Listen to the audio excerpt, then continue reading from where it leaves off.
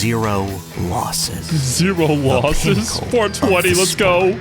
Alright bros, we're finally at the special circuit. I am afraid of what horrors we're about to face here, but what I'm not afraid of is recommending that you guys go and support Designing For. Link to that is at the very top of the description, like always. In the minor circuit, you learn the mechanics of Super Punch-Out, how to dodge, block, alternate your punches, and dish out supers with reckless abandon.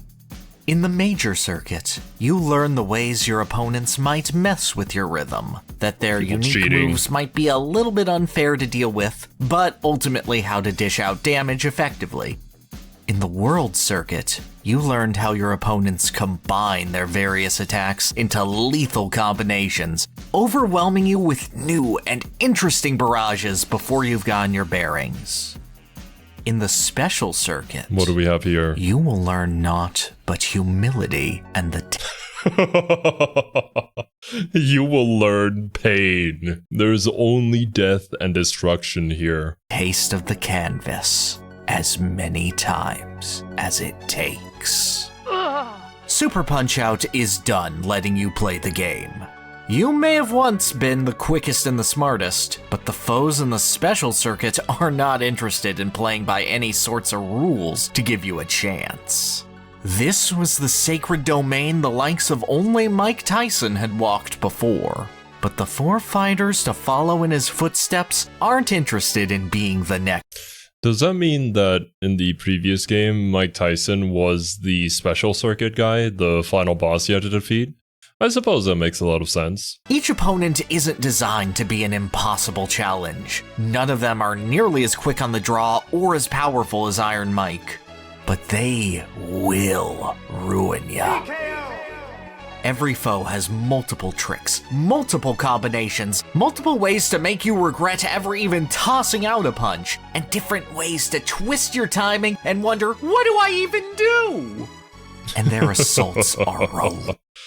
Bro, a classic, really. That's kind of what I thought to myself whenever I struggled against any sort of Monster Hunter or monster, or really any boss in an action game or a Souls-like game. I was trying out the open beta for the sequel to Vindictus, and at the end of that open beta, there's this monkey-like, ape-like boss that you have to fight that is super quick on the draw, and it can change up its moveset well, faster than I can personally react to.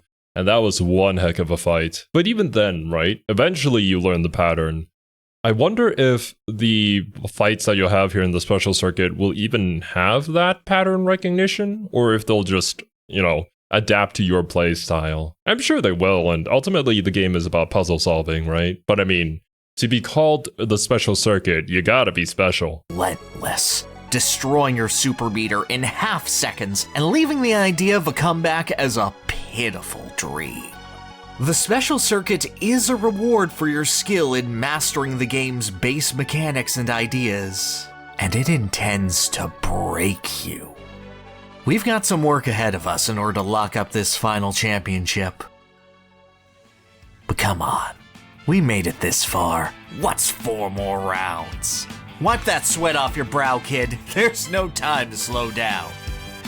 We've got history to make.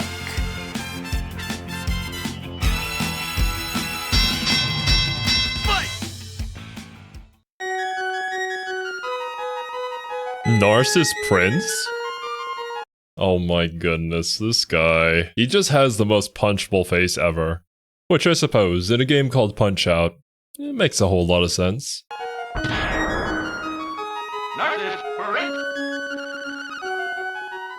Imagine having the most punchable face in the world. I'm glad we all agree. Now imagine you trained your body and mind specifically to counter and destroy anyone looking to punch it. Wait a minute. Oh my god. That actually makes so much sense. I can only imagine how many people attempted to punch this guy in the face just by looking at him. So yeah, this is the natural evolution of things, I'm sure. Gutter trash. That is the reality of Narcissus Prince. Sporting a sweater vest emblazoned with a V for the victory he's sure he's already guaranteed against you, a holier-than-thou smirk, this chill animation every time he knocks you down, and just the worst laugh. Oh, he has just the most breakable nose if he'd let me get to it. Narcissus has perhaps the tightest guard in the entire game, deflecting every single shot aimed at his precious visage, and often responding in turn with very quick shots. Even when you manage to sneak in a body blow, Damn, every single time you get a hit on him, bro, his face, it's absolutely horrific. But to be fair, I don't think anybody would be looking nice if they got punched in the gut. The upper crust is simply too thick to be phased for very long. Narcissus not allowing you a moment to follow up. Try to extend your lead even a slight amount rather than peppering him with love taps, and this Ivy League irritant will assail you right back and remove any sort of momentum you previously had. So what do we do if we can't combo him? Because most of our damage comes from comboing our opponent, yeah? This isn't exactly Sam Show where, well, you do have a few combos, but not like anime fighters, so like a few hits will usually do a ton of damage. So it's okay there, but here, like, what do we do? When do we catch him off guard? Is he, like, posing for the camera at some point and then we can punch him with our super? There are a few other techniques he can throw out, like this around the world shuffle or this neat duckin' and jukin' before tossing out a swift jab combo. But the core of Narcissus is that he simply hates letting you do anything.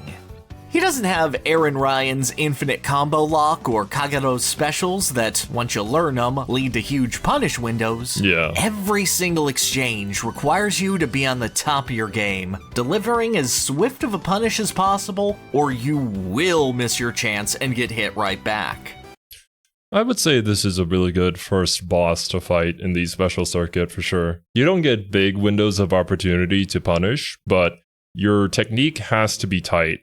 You have to know how to play the game. And to even unlock the special circuit, you have to have proven already that you do so. So this boss shouldn't be too frustrating, but it is going to be enough of a challenge to push you even further.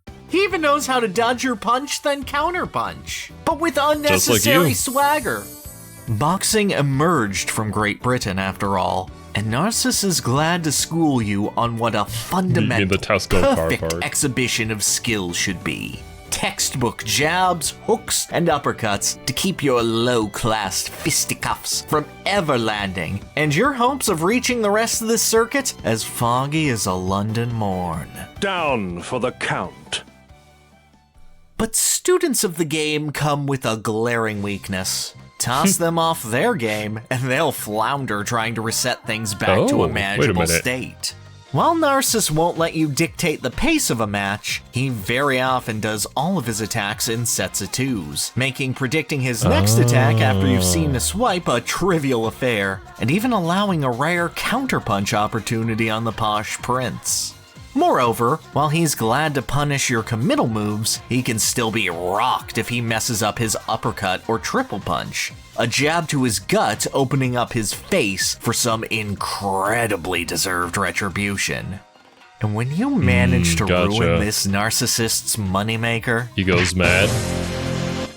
Oh, you'll expose this pretty boy for the low-class bloke he really is. Just check the Cockney in his credits quote. Cool, blimey! Narcissus. Whoa, very different, aren't you? I'd assume that once he gets to this phase, he just becomes a lot more reckless, throws out a lot more punches, but also opens up more opportunities for you to counter. Loses it after being decked in the face. His entire expression, stance, demeanor, and even pattern changing to become faster, stronger, less predictable, and more aggressive. Yeah. However, while he's enraged, he loses the composure he previously had to serve as your equal. Now reduced to punching wildly, he's become the exact kind of punch-out boss you know how to take. Exactly. At this point, you should already know. The game never gives you anything that you haven't already done before. It just increases the level of said thing. This is the kind of thing I wish more video games would do when it comes to increasing the difficulty of a fight, because, well, I don't know exactly how the numbers work out because all we see is the bar, But I know that there are some enemies that are tougher than others because they're big bodies and whatnot. However, each fight in Punch-Out increases its difficulty based on the complexity of the pattern that you need to recognize. Not so much so just straight HP inflation that we see in so many video games nowadays. I understand the reason behind it. It's very easy to just go and change some of the numbers instead of redesigning the boss fight and whatnot. But it's just not very fun. I'd rather have a mode like this where if you increase the difficulty, the boss gains like a new phase where it becomes a lot more reckless, does a lot more damage, but also in turn, you get something out of it as well. It's not just complete downsides. Takedown. Narcissus will completely give up on guarding his face after punches whilst enraged. And that maddened mug isn't used to being decked, taking extra damage for every fist landed. Nice. Add this in with the Letterman lunkhead forgetting to use his special moves while angry and having far extended stun periods, and this is a perfect opportunity to build up your meter and lay into the guy. Narcissus will snap out of it at his cornerman's urging after about 20 seconds, or if you manage to knock him down, he'll get disgusted with himself and snap out of it. But he's shown his weakness now. He's got good punches that might keep you from launching constant haymakers, but once you crack that mask of perfection, the only thing you or Narcissus is going to be able to see are his flaws. Shatter this boy's nose along with his dreams. You're going to need to keep your own alive as your next foes roll out. Alright, not too bad. Take it easy? This old man looks evil. This is the worst fight in the Punch-Out series. Damn. The second fight in the special circuit? Yikes, bro. But like, what kind of boxing league is this if the refs don't really have enforcement of any sort of rules? I feel like so many people are just doing whatever they need to in order to win. But then again, maybe that's more fun for the audience. If everybody gets to use all this equipment, why don't we just bring like a gun or something? I suppose we're too honest for that. And maybe the only rule they adhere to is no killing. At least not yet. I don't mean to say it's the hardest. Tyson, the two guys after this, Title Defense Sandman from Wii are tougher. But this old man, this horrendous cheating goblin of a boxer, is perhaps the most unfair challenge in the entire Punch-Out series to learn. And I don't mean, oh, he makes a mockery of boxing because he beats you with a stick. Sticks or punches now, whatever, he should have a boxing glove on top of it, but I'll buy it. But no boxer in the entire franchise gives a feeling of, what am I even supposed to do, than Carlo. The martial arts master doesn't just dodge your punches, he drops it low to the floor and prepares a counter. Or worse, reads your moves and shoves you to the side just to perfectly time a follow-up just as you're regaining your composure. Oh my god, this dude. He runs up, throws you, and then does a combo afterwards because you're perfectly set up for it. Of course, it's not true in all fighting games, but there are some where you can do that. This disincentivizes looking for counterpunch windows, so you go back to the old faithful looking how to dodge. And Hoy is glad to make a fool of you there, too. Pitiful amateur. A vast majority of Hoy's moves are multi-hits with zero chance to interrupt, including his jab equivalent being essentially hitting you with a stick 3 times in a row. This melts any sort of momentum you've gathered anytime you get hit. Normally getting hit by something like the Hurricane Rush or a Macho Man exercise program would send you back this far. Hoy's doing it with his normals. Even his— Bro, his normals are equivalent to their supers? What is this bullshit? We are in the special circuit though. So if you wanted to put this kind of BS somewhere, this is probably the place to put it. single hits get linked together, further obscuring when you can actually punch the guy and what anything resembling a pattern with him even is. You cannot dodge what you cannot see! But say you land a punch on the old man. He's so seasoned that he'll turn even his weakness into a chance to recover, swaying back and forth with each punch he receives. If you try to spam him to one side, you'll whiff and lose your punish window. And then there's his super. Interesting. In a way, it's almost like an Aikido move, where you're just using the momentum of your opponent's attacks against them. A teleporting string of cane strikes from either side. A combination of Dragon Chan's triple kick and Macho Man's Infinispin as he attempts to take you out with a random number of hits. Fakeouts included. Fakeouts But that's not what even the his frick? Brother. So is this just a completely reactionary thing and not like a puzzle pattern recognition thing for the teleporting move? Maybe at the very least he feints at the exact same time as every other one?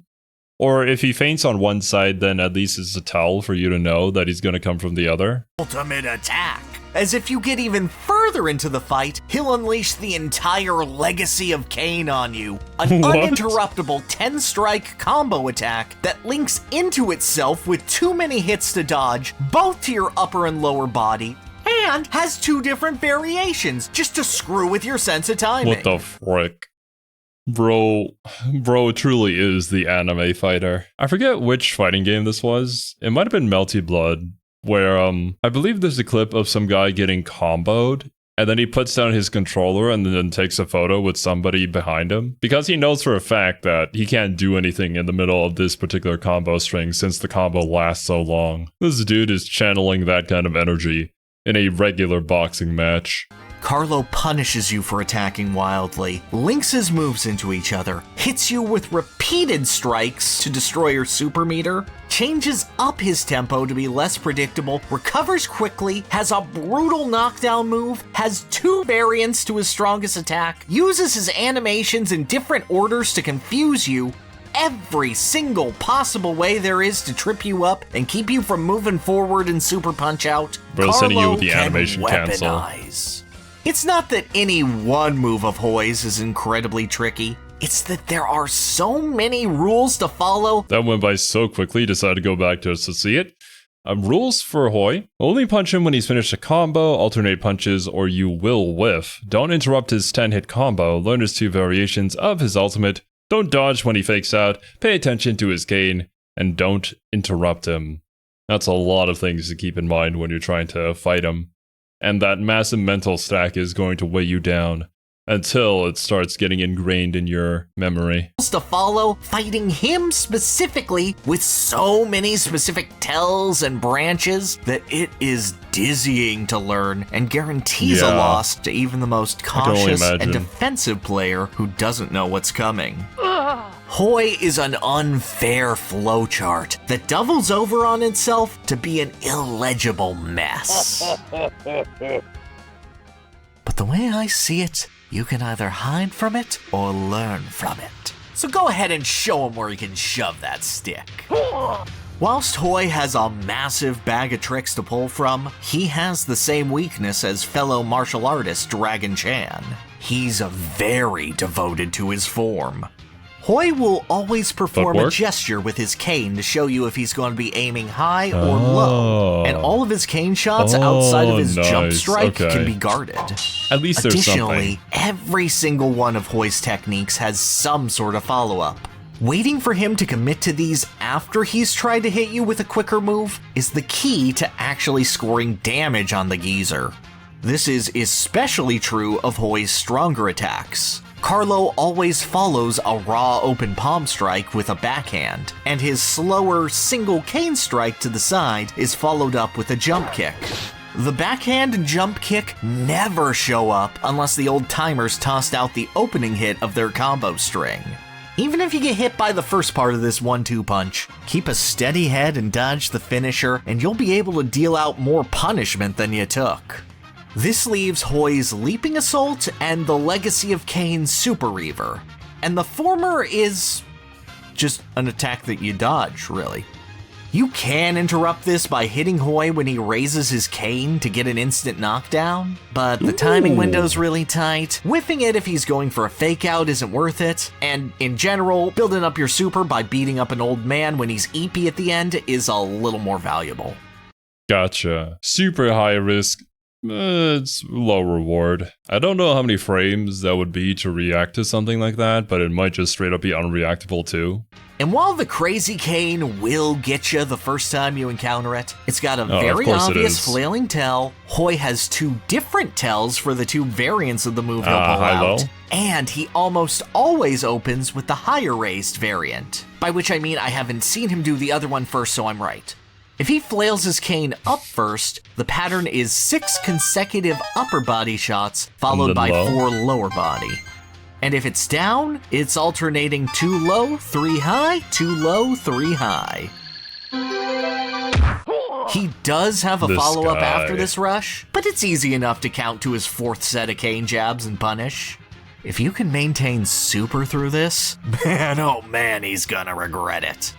Carlo is perhaps the least vibes-based fight in the entire Punch-Out series. He's got a checklist of rules for everything, from how his moves link together, to what animations you can punish, to just hitting the guy. Carlo is made to beat you, and repeatedly at that. Not through any sort of skill issue, but because he's a weird old man who plays by his own rules and demands that you learn them. Should I be gentle?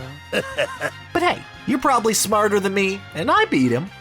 So let's get Grandpa back to bed and keep this rolling. Not gonna lie, Pierre, I'd probably get my ass whooped. Given enough tries, though, I'm sure at some point you'd be able to KO him. It's just a matter of experience and good reaction speed, which will change the number of attempts needed.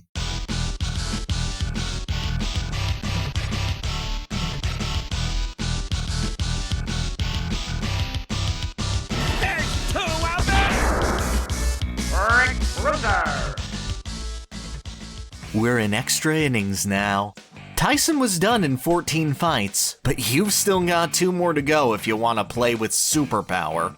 The final 2 fights of Super Punch-Out pit you against Rick and Nick Bruiser, a pair of tough guys from parts unknown whose entire existence is boxing.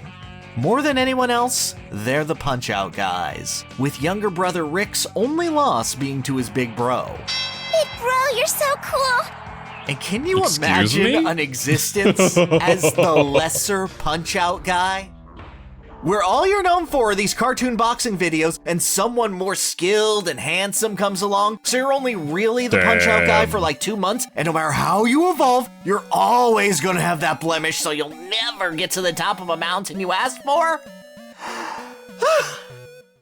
Give me a second. Are you okay? But hey, it happens. The YouTube algorithm works in mysterious ways, and unfortunately as content creators, we're all just at the mercy of it. The good news is Rick Bruiser isn't even a third of the cheater Quarlo was. The bad news is he doesn't need to cheat in order to murder you in seconds flat. See, instead of hitting you dozens of times in order to destroy your special meter, Rick has gone with the innovative strategy of finishing you off in about 5 punches. Yikes, bro. The amount of damage he does with the normals is insane. Doesn't seem to have a lot of combos, but very much like one of the big body fighters in fighting games. Just tons of damage. It won't need a special meter if you're dead. Not only are his fists bigger, stronger, and faster than anything you've seen thus far, but the man riding shotgun in the Bruiser Cruiser is tough to hit too, requiring that you actually hit him in the right places in his punish windows or risk whiffing and eating his follow-up. Even if you land your punches, if you aren't right on the money, Rick will respond with an incredibly quick counter-punch that will ruin the advantage you had. He's even got the Aaron Ryan thing of punishing every super with proper retaliation, just without the whole gimmick of getting trapped in an endless and insatiable loop of wanting to hug you with violence. Rick is just freakishly good at regular boxing, with one simple twist. If you make a single mistake, he will destroy you. Rick's uppercuts come with a... Brother. Fighting Rick is basically fighting an actual boxer in Super Punch-Out. I actually really like this, though. He's not cheating, he's not doing any, like, super flashy moves. He's just really damn good at boxing. And if this guy lost to his brother, I am afraid to see what his brother can do. Built-in option to crush your spine, as if he tosses one straight up, he can bring his elbow right back down and turn the punch into an automatic 2-hit combo. That's a pretty classic Muay Thai move. It's very good, especially if you're on the smaller side, because then you can jump up and then bring your elbow down on your opponent's head if they leave the opportunity for you to do so. That's usually a KO, and I'm pretty sure in competitions that move is banned because, well, most people would probably just die from that. Like, the elbows and the knees are parts of the body that you do not want to get hit by. They will straight up open, like, cut up your face just because of how sharp they are. Or at least how Muay Thai boxers train their elbows and knees to become. Oh, but that's got a unique animation! You can see it coming! That's great! Just don't mistake it for him elbowing the middle of the ring so hard he causes an earthquake that makes you forget how your legs work. Even if you manage to dodge this tremor, Rick follows it up with a deadly uppercut. And if you reasonably thought, oh, I don't want my skull caved in, I'll dodge and punish! Congratulations! Your quick thinking didn't matter and you're in the hospital anyway. Even if you do get that punish in, be sure it's actually on the mark. Not only is Rick able to counterpunch glancing blows, but if you're really off and he sees your fist coming, he'll catch it in his glove and break your hand. Ooh! Man, he is so unforgiving of any small mistake that you make. He recognizes it immediately and then whiff punishes. I wonder if Rick would be good at fighting games. I would assume so. This prevents you from punching with whatever hand he shattered for 10 seconds, making some of his attacks unpunishable for a while, and reduces any momentum you had to nothing. Interesting. Yeah, that seems to be a new mechanic that we just introduced here. Thankfully, none of the other contestants could break our arms, but yeah, still very annoying. So, basically, you're already dead. Your opponent is just better than you, and no matter what you do, the match will end in a massacre. Grievous injury. Unless... palpable fear.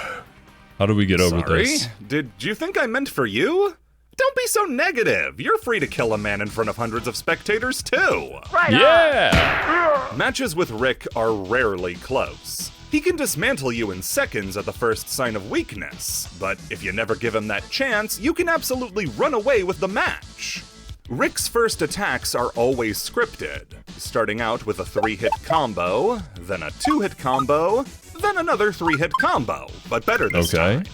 Each of those can be punished, and Rick leaves himself way more open than Narcissus or Hoy did, leaving you with a full super meter nice and quick. His defensive options also leave a lot to be desired, with his counterpunch being negated by a high guard every time. Gotcha. And his arm breaker being countered by... not giving him your fist. Even if he catches you, you can dodge away from the caught arm. Then you can get in a few free hits and avoid needing months of physical therapy. Interesting. If he was going to break your arm, why did he let your arm go? I don't think that's such a great move. But then again, I suppose for game mechanics' sake, it allows people to recover from said mistake. That just leaves the Earthshaker, which you can handle as long as you commit hard to a defensive option. If you do a quick dodge, you can avoid the elbow and just barely dodge the following uppercut by ducking. And if you don't feel like mocking death by kissing his scythe as it passes over your head, you can hold a long dodge before Rick's elbow hits, and his follow-up will just sail on past. Nice, Rick Bruiser is a rat race of a fight. You can build up your momentum really quickly on him. He can end your life in a few hits. Neither of you stops the other from fighting at your best, unless you like getting your arm broken. I suppose this is going to be a running trend for the Punch-Out series, of course. And it makes sense, right? Kind of the underdog, the hero's journey sort of thing, where you have good fundamentals. You're basically like a Shoto character in a fighting game. But then at the end here, you're playing against all the big boys. All the dudes who are just way stronger, way more powerful, and way better at fighting than you are. And I did say this earlier, and I hope it's the case for the final boss of the special circuit here. But I also enjoy the fact that, you know, they're fighting very, very good and not using any sort of gimmick. They're just really testing your limits and your timing and reactions. And if you beat him, odds are you're probably gonna end up with a good time on the high score table, even on your first clear. Enjoy beating up the Punch-Out guy. You've got one more around the corner before you become a legend yourself.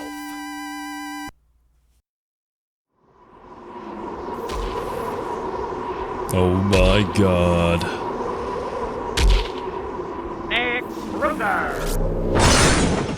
The king of fighting. 42 wins. 0 losses. 0 losses? 420, let's go. Nick Bruiser.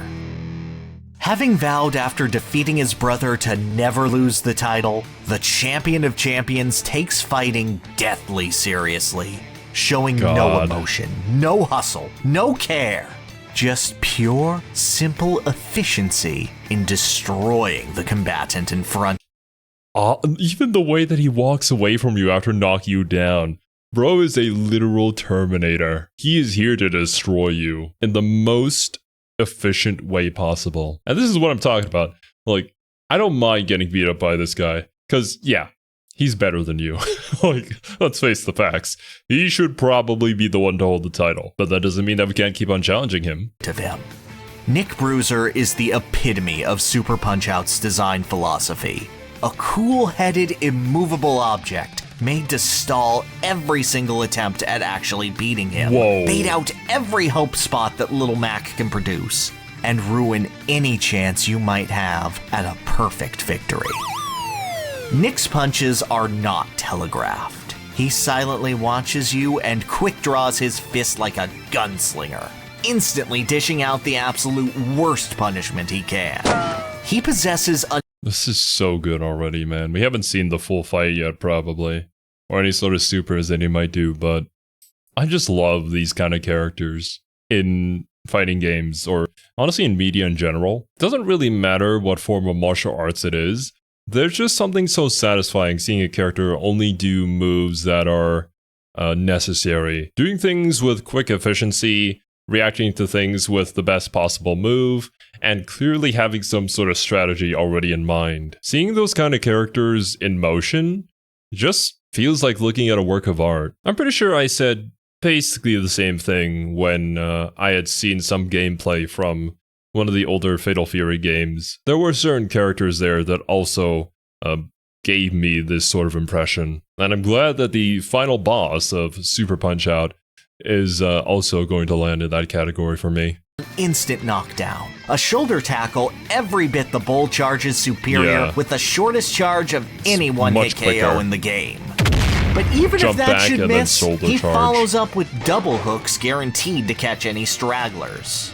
He's got his brother's bone-crunching elbow drop to shatter your hand. But not only is Nick far faster on the draw, he's glad to disable both of your arms at once if you'll let him, so you just leaving you punch? completely and utterly defenseless in a way not seen since Masked Muscle. But worst of all, he can ruin you without even having to take you down. Here I am offering you my precious time, and you waste it by running around. Punches deal pitiful damage to the older Bruiser brother, meaning that you need to maximize every single punish window available. But not only is Nick not particularly generous with how many hits you can deal to him, he shares his brother's propensity to lean into his attacks, meaning that only very specific punches are actually gonna land if you manage to dodge him. And he shares Hoy's technique of switching sides when he gets hit. Oh, Jesus Christ, man. This is the epitome of every single fight that you've fought so far. Have you mastered this game? If you have, go even further. Play perfectly. And that makes sense for this pattern recognition puzzle-like game. Repeat it over and over and over until you have the most optimal combo to defeat this guy. Necessitating that you alternate punches, which is very hard to do if your fists are broken. Nick can easily achieve a timeout victory, not through trying to stall you out or avoid fighting you, but simply because you aren't strong enough to deal the damage to knock him to the mat 3 times over. But all of this, the combination of the efforts, strategies, and natural toughness of everything you've seen before would be for naught if Nick didn't have his own final touch. For when he's ready to put you down, you hear the faint revving of the king's engine. Now fall. Oh god! 12 consecutive punches. Something you've dealt. Bro's super is an ultra combo, but it does your entire health bar if you get caught. With since Piston Hurricane way back in your 3rd fight, before you even had to worry about doing much more than mashing. But no matter how strong your defense, you will bleed. Bruiser's fists are so crushing, they'll deal considerable damage even through your guard. And there's no magic pixel here to save you. If your health reaches 0, chip damage will be enough to take you out. And of course, this is followed up by an uninterruptible uppercut with just enough of a delay to completely throw off your timing. Holy fuck, dude.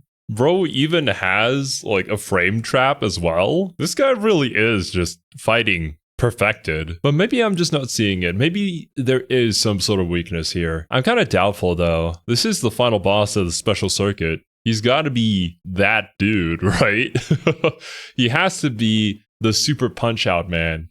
You only beat this guy if you are him. You literally have to be more him than him. This is the finisher to end all finishers. Practically guaranteed damage. And it's not even a super. Unlike the ultimate... Wait. That's not even his super. His super isn't the ultra combo that completely destroys your health bar. And this is a really funny pause frame, by the way. So what in God's name is his super? There's so many moves that'll just one-hit KO you if you get caught lacking. How can we top this? Attacks of other fighters, the clock keeps ticking when Bruiser gives you a licking. These are just consecutive normal punches. Gotta love the One Punch Man reference. Strong enough to rock you to your core. Nick Bruiser's entire kit is designed to make your offense as pathetic as possible, make relying on your defense too slow to be used effectively, and make every single mistake send you so far back you don't have a hope of beating him in time. If Mike Tyson was a killer looking for a knockout within the first few seconds of a match, Nick Bruiser is a weapon looking to surpass him. Jesus a wall Christ. Of punishment at your slightest hesitation, who lets you play the game, lets you fight him, but takes away your options, your strength, your hope at every opportunity. Hey, you gotta respect it. It's another aspect of fighting that isn't often talked about, but also the mental game is so important. Breaking them physically isn't enough. You have to break them mentally too, so they never challenge you again. To be able to get to this point in his fighting career, you know for a fact Nick Bruiser is going to be a master at that. Who could possibly beat this guy? Glass Joe. Wait, what? Joe. It's been said for years that Glass Joe's one win was against Nick Bruiser in an accident so freakishly improbable it was stricken from Bruiser's record. So that's why he has a 42-0 record? He did lose once, but he lost to Glass Joe, the weakest dude in the entire roster? What? This has to be a joke. But while I can't find any evidence of the one issue of Nintendo Power or Nintendo Magazine System no one is consistent in but always claims is the source for this fact despite me reading like 30 issues of Nintendo Power, but I'm no quitter, just wait on me. You can match Joe's virtual achievement. Anyone. Oh my god, you actually see him on the win board. Glass Joe. Man, I really wish we could have known exactly how that went down. I also find it hilarious, though, that this is an upset so great that it basically got removed from history, almost to the same degree as the two Astartes chapters, that we don't talk about anymore in Warhammer 40k. Like, you cannot find anything about those guys. They committed some sort of sin that was far too unspeakable for them to even be remembered. That being said, on the off chance that one of you guys watching this video happens to know some sort of inkling about what happened between Glass Joe and Nick Bruiser, please do let me know. I am incredibly curious. The more you try to hide something, the more I want to see it. Can be the champion. Never back down. Never give up. Show the world why you're the best, Mac baby. The Special Circuit Czar might have the perfect arsenal to take advantage of Super Punch-Out systems, but this is the strongest, most unstoppable Little Mac the series has ever seen from a pure offense standpoint. Once you get started, even the king can't stop a legend. Damn. Bruiser perfect. takes the fight so seriously that you can get in 2 free jabs to the face before he tosses out his first punch. Barely even flinching from your assault, but that's enough chump change to get your meter running. Hey, when it's take time every for sort him of to chip damage strike, you can. Nick will go completely still, his gloves raised or lowered depending on where he's gonna punch. Dodge the moment he stops and punish him to match where he's aimed. And if you keep up well enough, you can build your super meter by the time his quick draw phase is over. While getting your fist broken obviously sucks, if you dodge out of the way of Nick's elbow, that's a guaranteed 3-hit punish for free that interrupts his flow. Oh hey, awesome. So no, it's still like his brother. You still have an opportunity to get away from that elbow. It's definitely something they can work on. Sometimes it can be worth playing risky and baiting things out.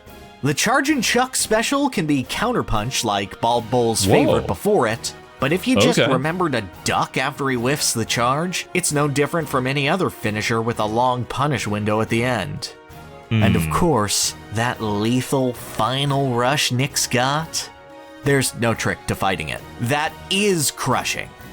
But unlike other multi-hitters from Hurricane or Ryan, Nick will never feel himself and extend it if he lands a hit. It's always going to be 12 punches and an uppercut unless you take a dive to the mat first. I wonder if there's any variations to it, or like a swapped pattern. We haven't talked about different combinations yet, so I would assume no, but then again, it is a 12-hit combo. So at that point, I don't think you really need variation. It's already hard enough for the player to remember. Catch your breath, block a punch or two if you need, and just dodge.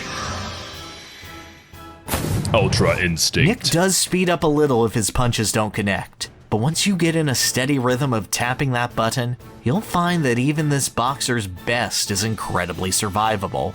Just make sure you remember to count to 12 since that final uppercut's a little slower than the rest. Nick Bruiser may be the culmination of all your foe's greatest skills, everything and every technique that boxing can offer.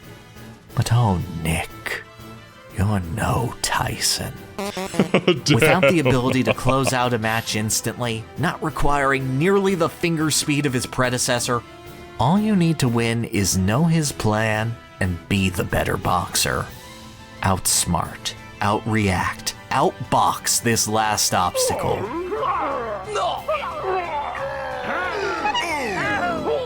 And take everything from him. Ooh. Knockout. You are finally the ultimate champion. Right on. Super Punch-Out is not what the NES game was. I'd call it simultaneously less demanding than its predecessor, while also being less fair to a new player on what they have to do the first time they step into a ring with a given foe. But what it is... Okay, well, I'll have to check out the NES version after this video, but I think games back then in general were just a lot harder than what we're used to nowadays, because there was a whole philosophy behind like making the game hard, so it forces the players to retry in order to insert more quarters into the arcade machine, kind of being a leftover. But so far from what I've seen in comparison to a lot of the games that I personally know of and have played, I think the learning curve for Super Punch-Out is actually very good.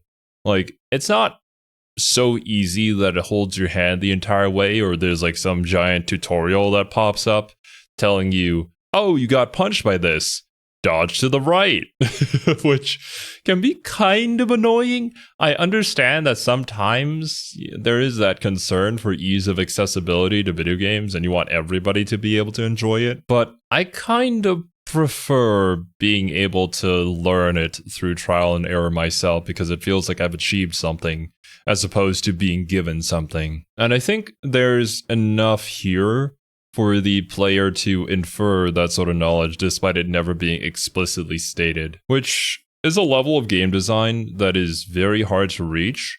But because of how limited this game's scope is, they were able to pour a lot more time into things like that, and I think that's what really makes this game special. And I mean, the sprite work as well as the art direction is just very stylish and makes these kind of games timeless, as opposed to the more realistic types. I do enjoy the art direction a lot.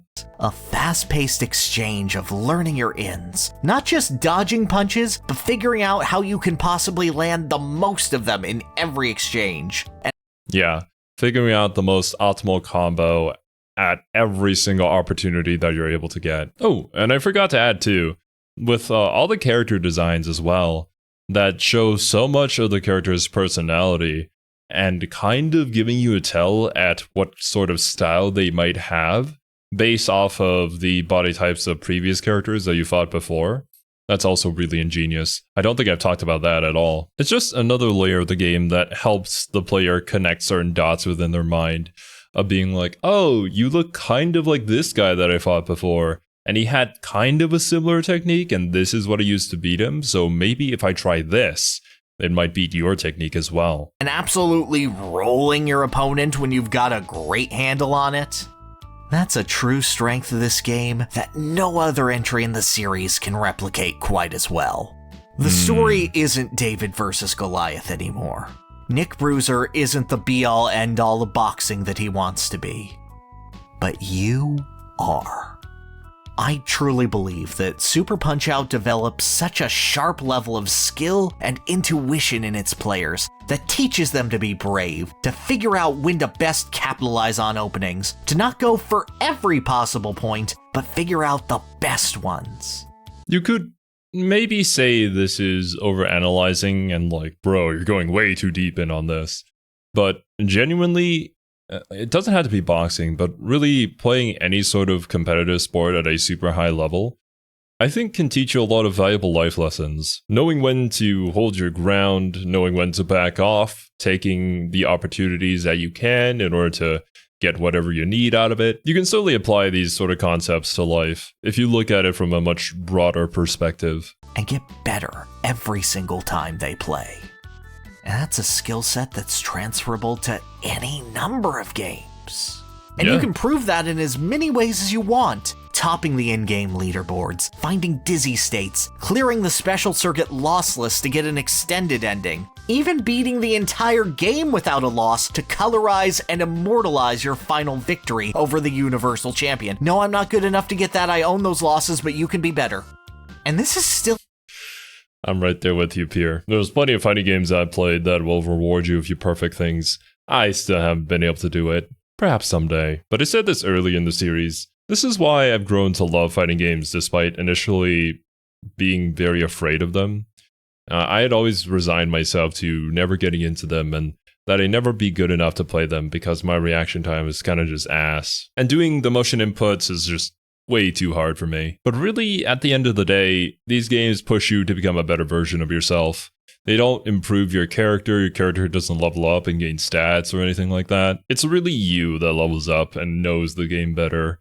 Has more experience to react to these things, to overcome whatever sort of bad reaction time you might have. And while you certainly don't get the dopamine rush that you get when you see like, oh, you leveled up in a video game, bigger number equals better kind of thing. It's the intrinsic value of it that gives you such a unique feeling. I can't really describe it, and I bet it's different for everybody, but it's the kind of pride that you won't get to feel by leveling up your character by playing like some sort of looter shooter or something like that. It's wholly unique, and I'm really glad that these kind of games exist. And I mean, you can lead this into the whole discussion of why games are art, and that's why I really love gaming. Games are just so much more than entertaining time wasters. But of course, people who don't really play them, or at the very least get to this kind of point, they wouldn't really be able to understand that aspect because they just haven't experienced it. And heck, maybe even you guys listening to me rant about this might not even get what I'm saying and just think that I'm like being way too deep for my own good and super cheesy about it. But I'll stand by it. It's a really unique experience that you just have to feel for yourself to know. A game that others who have long since beaten it still come back to, figure out optimal combo routes for, try and solve what boxers they can KO rather than TKO, including Nick himself. This game had a 2-player debug mode discovered 28 years after its release. What? There is a love to be found in Super Punch-Out. A glory that captures everything Nintendo wanted the series to be from its 1983 debut to 1994. A celebration of the thrill of the fight. And I hope that at the end of this road, you found that too. Thanks for training with me again, champ. Keep those reflexes in check. We gotta do this again sometime. You don't just know how to overcome intimidation. You feel how to design for momentum. Massive shout out to the editors who helped work on this project as well. This isn't the usual kind of topic that I cover on this channel, but regardless of that, it was thoroughly entertaining. I didn't really know what to expect when Pierre sent me these videos, but I am pleasantly surprised at the kind of topics that we were able to cover in this series. And it really boils down to the essence of designing for videos that really gets to the heart of the game itself. But then again, there is a reason why we're kind of on our fighting game arc here on the channel, so I suppose I shouldn't be surprised that this series would invoke the same kind of feelings I have about those type of games. But now I'm incredibly interested to see how this compares to the first version of this game, the NES one, which I believe Designing For has done a series on that, as we've seen several times here throughout this series. So I'll definitely have to check that one out next. But that's gonna do it for me today, my dudes. If you haven't already, please make sure to go support Designing For. Thank you so much for watching, hope you enjoyed, and I'll catch you in the next one.